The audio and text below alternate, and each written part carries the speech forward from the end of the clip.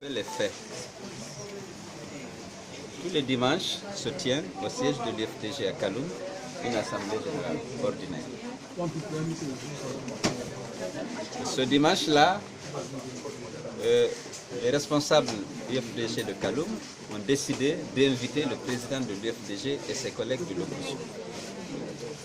Donc nous devions y aller pour naturellement prendre part à cette assemblée générale ordinaire. Mais hier, déjà vers 17 h, deux policiers et un civil sont venus chercher Pelé Diop, qui est membre du bureau exécutif de l'UFDG et dont le domicile sert de siège à l'UFDG. Ils lui ont demandé de le suivre au gouvernorat. Arrivé au gouvernorat, ils ont trouvé bien entendu le gouverneur, le ministre de l'administration du territoire,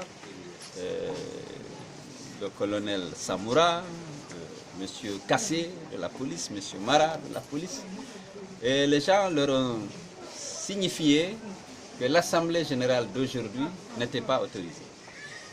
Sans donner trop de motifs, en disant pour la paix, pour la quiétude sociale, vous savez, hein, ces slogans qui ne signifient pas grand-chose lorsqu'ils sont émis en particulier par les gens du RPG.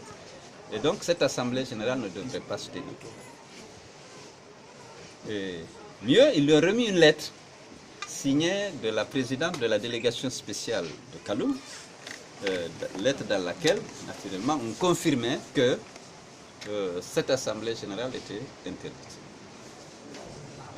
Donc le matin très tôt, ils ont déployé des forces, des pick-up, des camions, avec des agents de forces de l'ordre armés jusqu'aux dents. Ils ont ceinturé d'abord le quartier, là-bas, le secteur, disons, et ils ont commencé à chasser tous ceux qui venaient pour répondre, pour participer à cette réunion. Et au 8 novembre, il y avait, vous l'avez vu, un déploiement très fort des forces de l'ordre. Bon, on s'est retrouvés ici. À un moment donné, on a dit, bon, il faut quand même aller constater et voir qu'est-ce qu'il en est. C'est vrai que nous savions que la plupart des militants ont été chassés. Certains auraient été même arrêtés.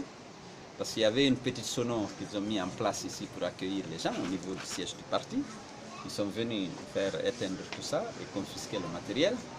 Mais alors les leaders, on a décidé d'y aller. Et donc nous sommes allés, heureusement avec vous. Et vous avez constaté que tout le secteur était bloqué. Et l'accès nous a été interdit dans les circonstances que je ne veux pas décrire puisque vous étiez là. Donc voilà. Alors quelles conséquences peut-on tirer de cette situation? C'est qu'un parti politique, pour organiser aujourd'hui